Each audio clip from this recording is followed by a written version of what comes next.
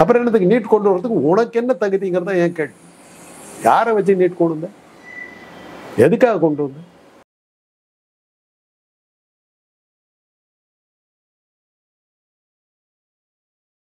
ChatGPTங்கிறான். உன்னுடைய கண்டுபிடிப்பு என்ன ஆகுது? உனது என்ன? கம்ப்யூட்டர் வாங்கி வச்சுக்கிட்டு திருப்பதி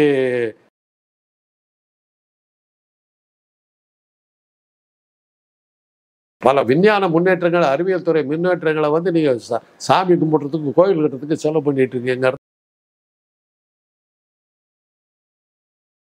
திருமணத்துக்கு முன்னாடி செச்சு வச்சுக்கிட்டு உங்களை வந்து கடவுளா கும்பிடுற பூமிங்க பஞ்சபாண்டவர்கள்.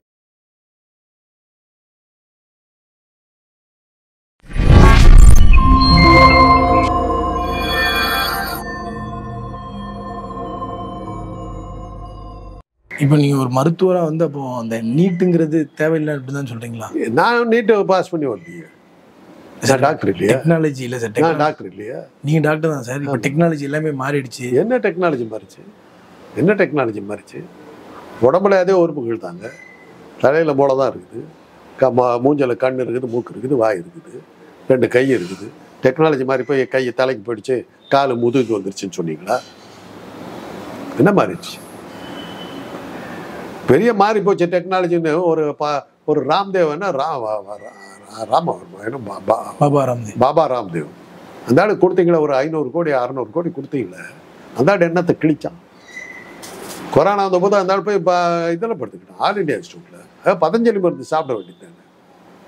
அவனுக்கு 500 கோடி ரூபா கொடுத்த அந்த அமித்ஷா அங்கே போய் படுத்தாரு. ஆல் இண்டியா இன்ஸ்டியூட் வெள்ளக்காரங்க கண்டுபிடிச்ச மருத்துவம், கிறிஸ்தவர்கள் கண்டுபிடிக்கப்பட்ட மருத்துவம். என்னத்துக்கு போனாரு? துரோணாச்சாரிய சொன்ன வைத்தியத்தை பண்ண வேண்டியது, சுசுந்தரதாஸ் செஞ்ச வைத்தியத்தை பண்ணிட்டு இருக்கணும். எதுக்கு போனாருங்க? சார் தகுதி உள்ளவர்கள் தகுதியான வேலையில் இருக்கிறதுக்கு தான் நீட்டு. ஆமாம், அது ஐயா. அப்போ நாங்களாம் தகுதி இல்லாதவங்க வந்துட்டோமா? நீட் வர்றதுக்கு முன்னாடி படித்தவங்கன்னா தகுதி இல்லாதவங்களா? சார் அந்த சூழல் வேற, இப்போ சூழல் வரல. அதான் ஐயா, எப்படி என்னங்க சூழல் மாறிடுச்சு? நீங்கள் எப்போ நீங்கள் அதை சொல்லணும்னா, இந்தியர்கள் வந்து இத்தனை முன்னேற்றத்தை வந்து மருத்துவத்தில் உண்டாக்கி இருக்கிறோம். இந்த மருத்துவத்தினை இன்னைக்கு பயிற்றுவிக்கிறதுக்கு இன்னைக்கு இருக்கிற படிப்பு இல்லை. அதனால தான் நாங்கள் நீட் தேர்வு கொண்டு வந்தோம்னு சொல்லுங்க, நான் ஒத்துக்கிறேன். இந்தியர்களுடைய கான்ட்ரிபியூஷன் மருத்துவத்துக்கு என்ன இன்னைக்கு சொல்லுங்க. ஒரு விஷயம் சொல்லுங்க. இந்தியாக்காரன் தான் இதை கண்டுபிடிச்சான், இந்தியாக்காரன் தான் இந்த மருந்து கண்டுபிடிச்சான், இந்தியாக்காரன் தான் இந்த இயந்திரத்தை கண்டுபிடிச்சான், இந்தியாக்காரன் தான் இந்த சர்ஜரி கண்டுபிடிச்சான். சொல்லுங்க பார்க்கலாம். ஒன்று சொல்லுங்க. பதஞ்சலி முனிவருக்கு அதுக்கு தாங்க 500 கோடி ரூபா கொடுத்தீங்க. அவன் ப்ரூவ்டு ஃபெயிலியர். அப்புறம் என்னத்துக்கு நீட் கொண்டு வரதுக்கு உனக்கு என்ன தகுதிங்கிறத ஏன் கேள்வி.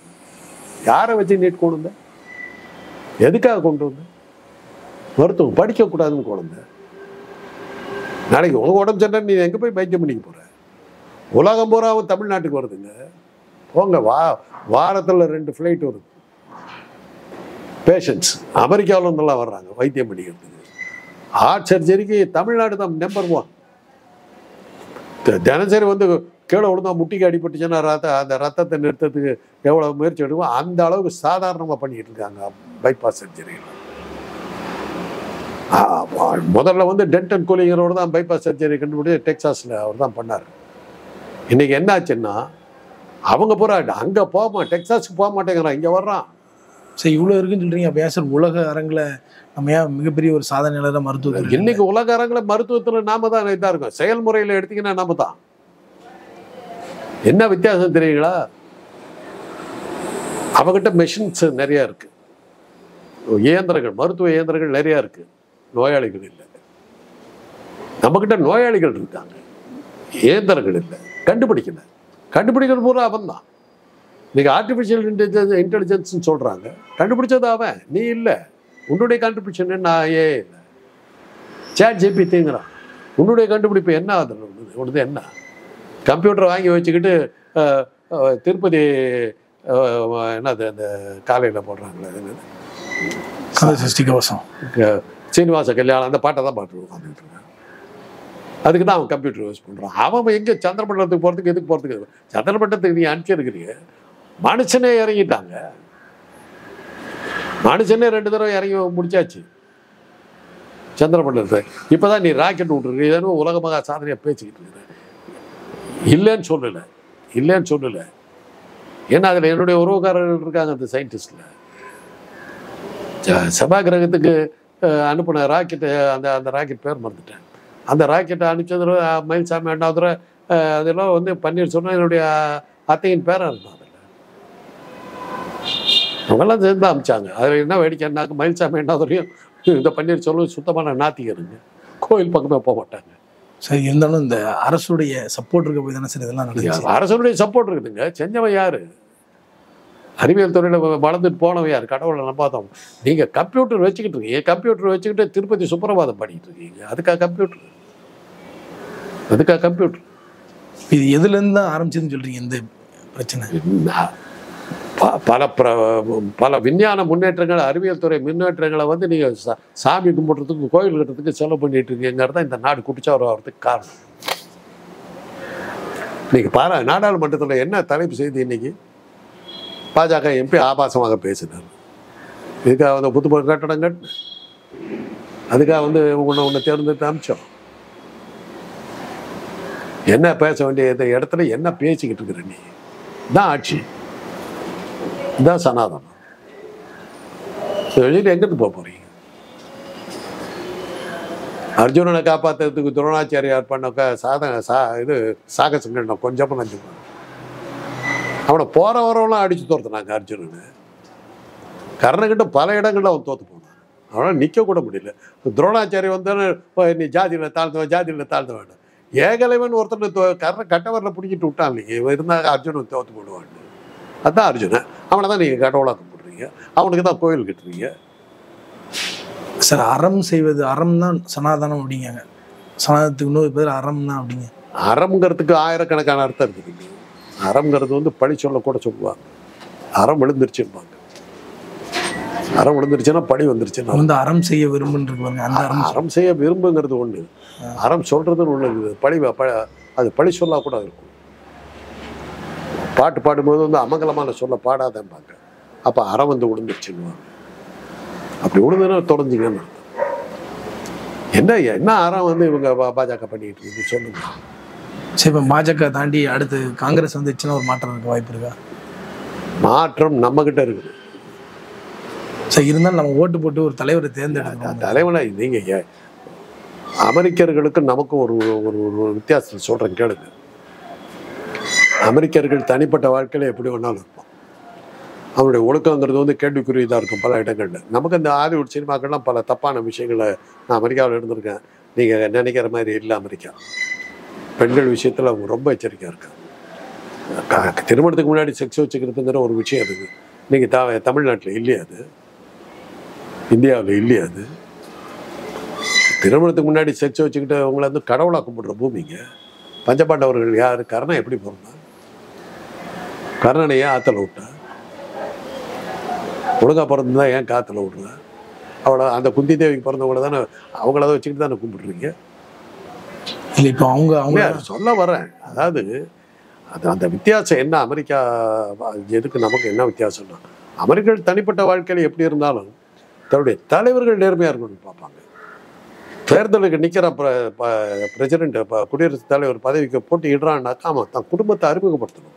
இது என் மகன், இது என் மகள், இது என் மனைவி, இவங்க தான் என்னோட குடும்பம். அவங்க கிட்ட ஒரு அப்பளுக்கும் இல்லைன்னு தெரிஞ்சாதான் அவங்க தேர்ந்தெடுப்பாங்க.